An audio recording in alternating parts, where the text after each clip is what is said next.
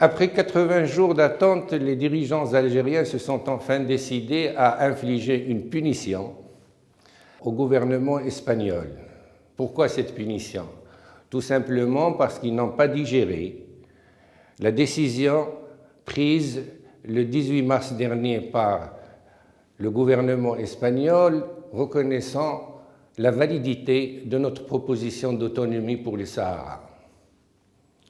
Bien sûr, ils ont toujours cru, après cette décision, qu'ils pouvaient avoir la possibilité de changer la donne en recourant avec ce qui est traditionnel chez eux, la menace gazière, pétrolière, l'hydrocarbure, ce qu'ils ont entre les mains. Tout simplement, il s'est avéré que peut-être ces dirigeants sont en retard, si vous me permettez l'expression, d'une guerre, car cette menace ne joue plus. Voyons de manière plus concrète quelle est la situation des rapports entre l'Espagne et le Maroc, et l'Espagne et l'Algérie, et pourquoi il ne pouvait pas y avoir d'arbitrage possible. Tout simplement, les relations commerciales entre le Maroc et l'Espagne sont de l'ordre à peu près, l'année dernière, de 20 milliards de dollars. Les relations entre le Maroc, l'Espagne et l'Algérie sont de 4 milliards 300 millions de dollars. Y avait-il possibilité d'arbitrage? Au-delà de tout ça, les investissements espagnols au Maroc dépassent les 5 milliards de dollars, c'est-à-dire le volume des échanges commerciaux entre l'Espagne et l'Algérie. Comment voulez-vous que l'Espagne, rationnellement, puisse arbitrer dans ses relations en faveur de l'Algérie? Je ne dis pas que le Maroc est plus gentil, plus beau, plus sympathique. Je suis tout simplement essayant d'être plus rationnel. Parce que nous avons besoin de cette rationalité. Et cette rationalité nous fait défaut, nous, au sein du Maghreb, pour pouvoir avancer. Car, et là aussi, cela impacte la diplomatie algérienne et nos relations avec l'Algérie. Pourquoi l'Algérie a cru punir, alors qu'elle sait très bien qu'elle ne pouvait pas, les dirigeants espagnols? Tout simplement parce qu'elle ne digère pas qu'il y a changement de donne au niveau international et que la possibilité de faire du chantage au gaz est dépassée. Regardez ce qui se passe en Russie. Regardez comment les États-Unis d'Amérique ont pris les devants et sont en train de redessiner la carte des énergies fossiles à travers le monde pour enlever toute velléité d'utiliser cette matière première comme élément de puissance. Cela n'est pas étonnant de la part des dirigeants algériens. Eux qui croient qu'ils ont que cette arme pour pouvoir aller de l'avant, alors qu'ils devaient, comme le Maroc, pour le citer en exemple, essayer de diversifier leur économie. Prenons le projet industriel des hydrocarbures en Algérie. Qu'en est-il de ce projet? En 2000, la production journalière de pétrole en Algérie était de l'ordre de 2 millions de barils jour. En 2021, elle a baissé, elle est de l'ordre de 1 340 000 barils jour. La production gazière, elle était en 2007-2008 de l'ordre de 65 milliards de mètres cubes par an. En 2021, elle a baissé et elle se situe autour de 42-43 milliards de mètres cubes. Au lieu d'avancer, elle recule, pas à faute de réserves, les réserves sont là, mais parce qu'il y a vieillissement de l'outil de production. Il y a incapacité de renouveler l'outil et de le moderniser, malgré la rente pétrolière. Et vous voulez que ce pays puisse avancer au niveau industriel et économique? Non. Il y a un problème de mode de pensée, de paradigme. C'est nos frères algériens, et plus précisément de la junte qui les dirige. Cette situation doit interpeller la junte algérienne. Je vais vous donner un autre exemple, peut-être, bien que n'appartenant pas au même produit, celui des phosphates au Maroc.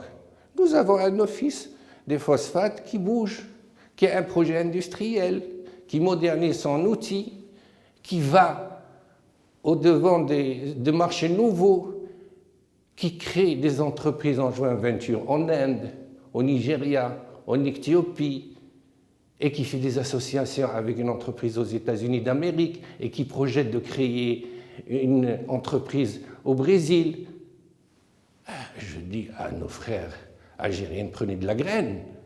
Pourquoi toujours sous couvert de « nous sommes certes pas concernés directement par le problème du Sahara occidental, toutefois nous allons punir l'Espagne ». Ben, l'Espagne, vous ne pouvez pas la punir, parce que d'abord, économiquement, elle est plus puissante que vous, elle est plus puissante que nous aussi, et tout simplement que le paradigme a changé.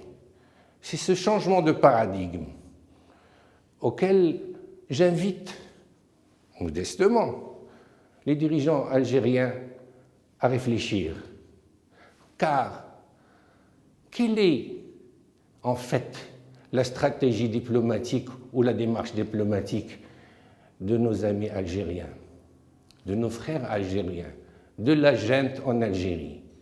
Est-ce qu'ils veulent s'allier à la Russie, qui, elle, est empêtrée en Ukraine, dans un souci de jouer aux équilibres avec les États-Unis d'Amérique? Nous avons vu quelle est la puissance réelle des États-Unis d'Amérique ces derniers mois, ces derniers temps et ces dernières semaines. Est-ce qu'ils vont avoir recours un jour à la Chine, qui maintenant est consciente que toute tentative d'envahir Taïwan sera durement réprimée et chèrement payée? A-t-elle une politique africaine? Non. Avec qui veut-elle s'allier? Avec le Nigeria. Le Nigeria, maintenant, je crois, par volonté ou par contrainte, a choisi la CEDEAO, parce qu'il ne va pas délaisser 13 ou 14 pays de voisinage et aller se promener dans le Sahara du Niger et donner la possibilité au groupe terroriste de venir lui faire des chantages si jamais il veut installer un gazoduc. S'allier avec l'Afrique du Sud. Regardons ce qui se passe en Afrique du Sud, en Éthiopie aussi. J'ignore comment la junte algérienne réfléchit. Quelles sont les projections vers l'avenir? Veut-elle avoir une grande politique arabe? Mais les pays arabes ont fait leur choix. Ils soutiennent le Maroc. Veut-elle avoir autre politique? Peut-être le Venezuela.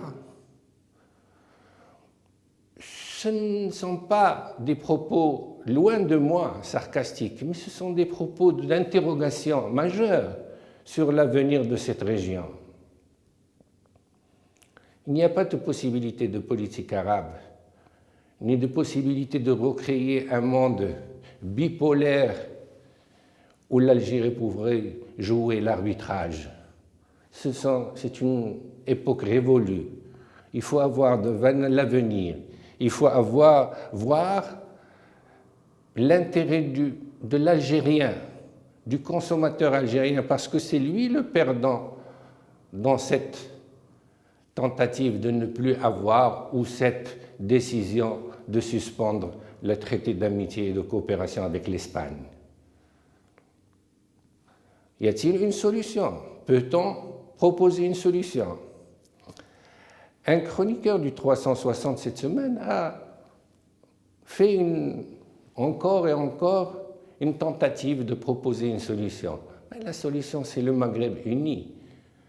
La solution, c'est d'unir nos forces pour faire un marché de 100 millions d'habitants, un marché significatif, un marché où les consommateurs ont les mêmes habitudes de consommation et peuvent donner,